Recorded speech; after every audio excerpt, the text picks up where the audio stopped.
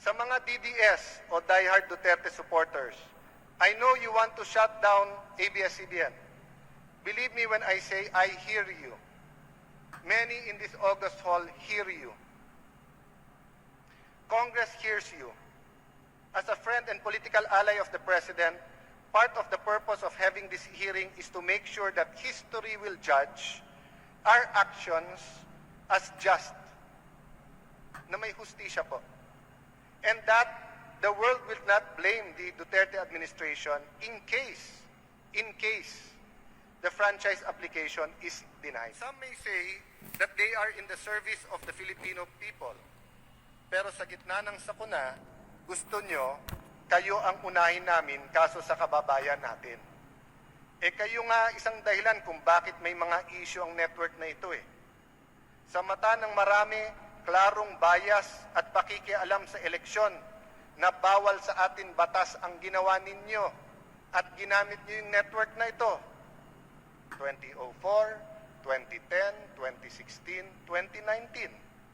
Tapos tatakpan nyo yan by saying it is against press freedom.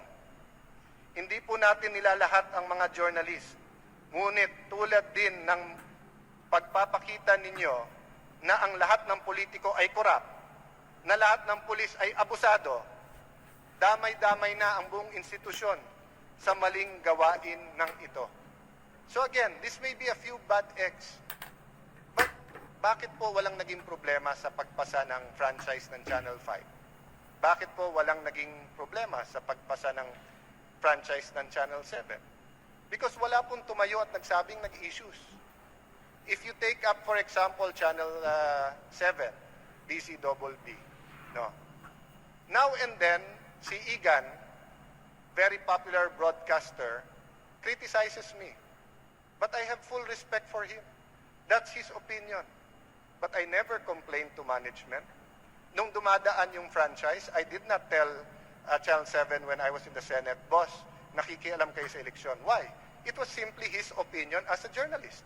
And if it's correct, magbabago ako, and kung mali, di ba? Then I would tell him, I disagree with you. And he'd invite me again to his show. But that was not the case with ABS-CBN. And we deserve a hearing to be able to hear that. Yes, it might be unfair to Carlo Katikbak and Mark Lopez, the new management, because this happened during another era, no? But they're asking for a extension, eh.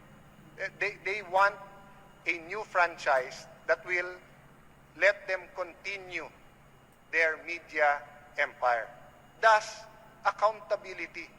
Kung may negosyo po ako, pero yung negosyo ko po na yun may ginawang mali, binili na po ni Rani Abu ang negosyo na yon. Pag hinabol po ng BIR, hindi lang ako nga habulin, siya din. Siya na may-ari nung ano na yun eh, nung negosyo na yon. So it might be unfair kung tinago ko sa iyo yon, Honorable Deputy Speaker Abu. But you still have to face the consequences. So if the government is removing your license, you have to answer, no? And we have to see what are the reforms that you will put in place. Now, if the network is confident that mali, these are false accusations, misunderstandings, these are ramblings by many of our kababayans, then let the people judge habang naghihiring po tayo. To the celebrities of ABS-CBN, yes, marami kayong fans dito sa Congress. But please be reminded that loyalty to the company that has given you a good life is important. But you cannot cry injustice and blame public servants when you lose your paycheck or your show, yet not take notice of the fact, yes, the fact that there are grave issues against your network. These include alleged violation, again, alleged violations of labor laws, tax laws, and even constitutional law, even election laws. By all means, let your voices of support for your network be heard. By all means, sabihin natin sa kababayan ang mga magandang nagawa ng network. But if you really want to join the public debate, find it in your heart.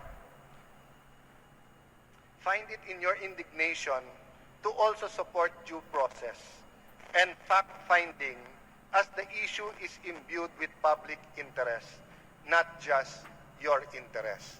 I understand it's hard for any employee to speak against the company that it serves. But there are employees who are speaking out against ABS. And this is the only time that they will be listened to.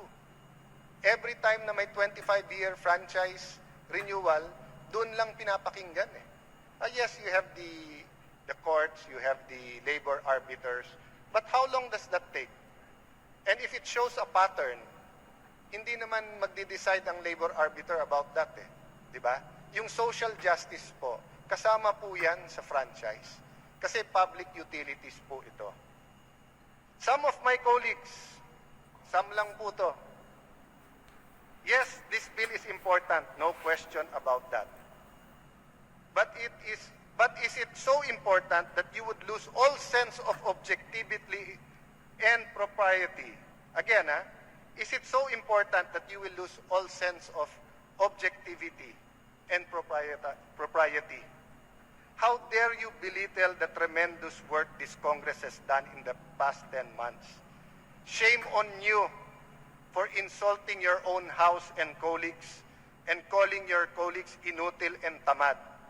Despite having passed the 2020 General Appropriations Act, the Bayanihan to Heal Us Act, as one act, postponing the 2020 Barangay and Sangguniang Kabataan elections, which turned out to be the right thing to do.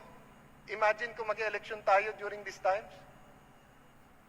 The law for establishment of Malasakit Center, increasing and restructuring excise tax rates on alcohol, heated tobacco, and vapor products that are now helping our government coffers and helping the health sector.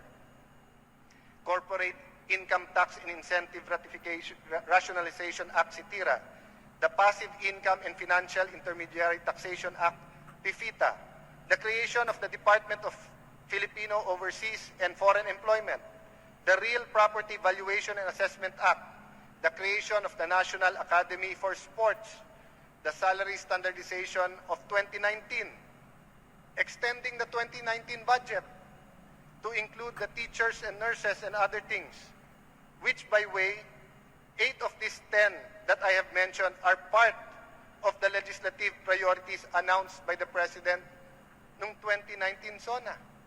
And kung sino pa itong isa, dalawa o tatlo na tinawag tayong tamad at inutil, hindi ba kayo naman ang nagsasabing bukas na lang yan? Hindi ko pa nabasa yung bill na yan, I need a day more. Wag muna yung Malasakit Center, next week na yan. Wag muna yung Department of Overseas, next week na yan. Ngayon na kami nagsasabi na mas importante ang COVID-19 at paano natin i-defeat. Now na we're saying that feeding the people is more important, sasabihin nyo sa amin, forget everything, forget due process, and in one instance, ipasa na lang yung 25-year franchise. Let the people judge sino sa atin ang nagsasabi ng totoo at sino ang tama. To the senators, allow us to do our jobs. Remember, it is always easier to get 24 people to agree than for 300. Remember, we represent specific constituencies and sectors. And that is why the Constitution provides that franchise bills, like appropriations bills, will emanate from the House. But franchise bills enjoy the constitutional prerogative of exclusively emanating from the House. So we respect your work. But iba pananaw natin eh. National yung sa inyo, sa amin may national, pero nasa grassroots kami. Tinetext kami, pinupuntahan kami sa bahay, sa district office ng mga constituents namin. We want to work with you. We have to work with you. We've done great things together with you, our dear senators. We have to build our nation, but respect our timing and the manner of us holding our hearings. In other words, let's all play nice. Let's not just pretend to be nice to each other. Sa mga dilawan, nothing I say will make you agree with me. You don't even agree on the facts. simply because you think your opinions are law and are always correct. Former Senator Trillanes and you deserve each other. Kayo na lang mag-usap. Pero konting advice and take it from me. Don't disagree with him, papatayan kayo ng mic. Sa mga DDS o diehard Duterte supporters, I know you want to shut down ABS-CBN. Believe me when I say I hear you. Many in this August hall hear you. Congress hears you. As a friend and political ally of the President, part of the purpose of having this hearing is to make sure that history will judge our actions as just, na may hustisya po. And that the world will not blame the Duterte administration in case the franchise application is denied.